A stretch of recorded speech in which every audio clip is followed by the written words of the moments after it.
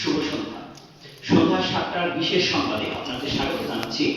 আমি বগুড়ার মামু ওরফে ছোট মামু। শুরুতে দেশের সংবাদ। প্রশিক্ষণ প্রয়োগ সাফল্য স্লোগানে সরকারি উপজেলা শিক্ষা অফিসার ও সরকারি ইনস্ট্রাক্টরদের জন্য মাসব্যাপী ৩৫তম মৌলিক প্রশিক্ষণের আয়োজন করেছেন। এতে অংশ নিয়েছেন ৩৬ জন সহকারী উপজেলা শিক্ষা অফিসার ও একজন সহকারী ইনস্ট্রাক্টর। ৭ জানুয়ারির এক স্নিগ্ধ সন্ধ্যায় মনোরম পরিবেশে চা চক্রে ফুলের শুভেচ্ছা জানিয়ে সাদরে বরণ করে নেন কোর্স প্রশাসন। ৮ তারিখ কাকঢাকা ভোরে কুয়াশাচ্ছন্ন পরিবেশে সাদা পোশাকে স্বতঃস্ফূর্তভাবে পিটি প্যারেডে অংশ নেন প্রশিক্ষণার্থীবৃন্দ। সকাল ৯টায় মাননীয় সচিব স্যার ডিজি স্যারদের স্বাগত বক্তব্যের মাধ্যমে আনুষ্ঠানিকভাবে শুরু হয় অধিবেশন।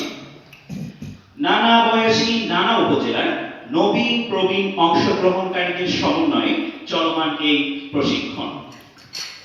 এবার আন্তর্জাতিক সংবাদ। মৌলিক প্রশিক্ষণের শীর্ষ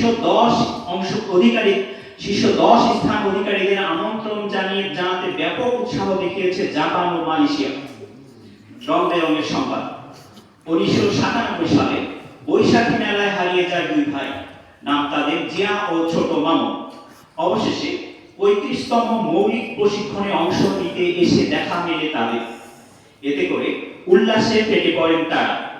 চেহারায় অদ্ভুত এই দুই ভাই এখন একসাথে থাকার পরিকল্পনা করেছেন। এছাড়া ৩৫তম প্রশিক্ষণে অংশ নিয়েছেন ৩ জন মামুন।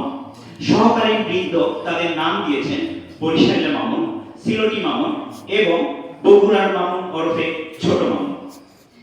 এদিকে প্রশিক্ষণের অংশ হিসেবে বিদ্যালয় পরিদর্শন শেষে মধুপুর বন এবং রাবার বাগান পরিদর্শন শেষে বানরের উল্লাস দেখতে গিয়ে বিপাকে পড়ে দর্শনার্থীরা।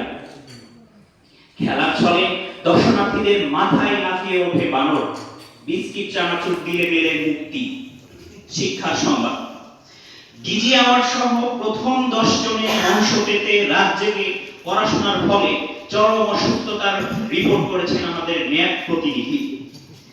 এছাড়া বাংলা ইংরেজি রিডিং হসপিটাল প্রতিষ্ঠায় দেশ জুড়ে ব্যাপক সাড়া পেয়েছেন সরকারি উপজেলা শিক্ষা অফিসার জনাব আবুল হাসনাত। এছাড়া পাটিগণিতের শর্টকাট সূত্র আবিষ্কার করেছেন জনাব অসীম কুমার সরকার। বিনোদনের সংবাদ। ৩৫তম প্রশিক্ষণে অংশ নিয়েছেন নায়করাজ রাজ্জাক, গরিবের রিয়াজ, সালমান শাহ, আঞ্চলিক গানের জনক রতন দাস এবং কিম জং উনের ছোট ভাই সোনা জং উন। কবিদের মধ্যে অংশ নিয়েছেন কবি অসীম কুমার, কবি মুস্তাফিজ এবং কবি বিনয় মজুমদার। এছাড়াও মাহমুদ ছদ্মনামে অংশ নিয়েছেন মুফতি আমির হামজাও। খেলার সংবাদ। মেয়েদের বল নিক্ষেপে প্রথম হয়েছেন জনাব মান্না ইয়াসমিন, ছেলেদের চাকতি নিক্ষেপে প্রথম হয়েছেন জনাব আরিফুল ইসলাম, ফুটবল খেলায় প্রথম হয়েছেন জনাব আতাউর রহমান। র্যাফেল ড্রতে যথাক্রমে প্রথম এবং পঞ্চম স্থান পুরস্কার পেয়ে আলোড়ন সৃষ্টি করেছেন আমাদের সম্মানিত স্যার জনাব আব্দুল হাই। আরো কয়েকজন দ্বিতীয় পুরস্কার পেয়ে বঞ্চিতরা বিক্ষোভে ফেটে পড়েন। দাবি জানান একজন শুধু একটি পুরস্কার পাবে। আব্দুল গফুর স্যারের এই মতাদর্শ র্যাফেল ড্রতেও বাস্তবায়ন করা। আবহাওয়া সংবাদ।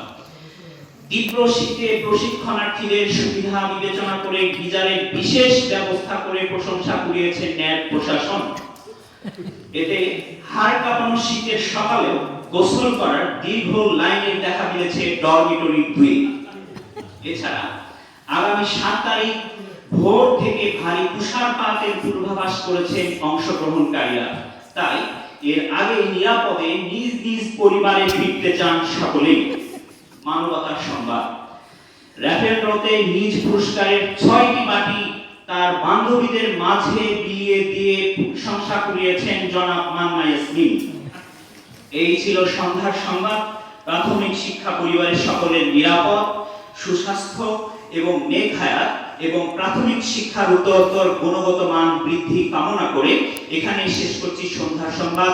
পরবর্তী সংবাদ সন্ধ্যার সংবাদ শোনার আমন্ত্রণ জানিয়ে সকলকে ধন্যবাদ জ্ঞাপন করে বিদায় নিচ্ছি। আসসালামু আলাইকুম।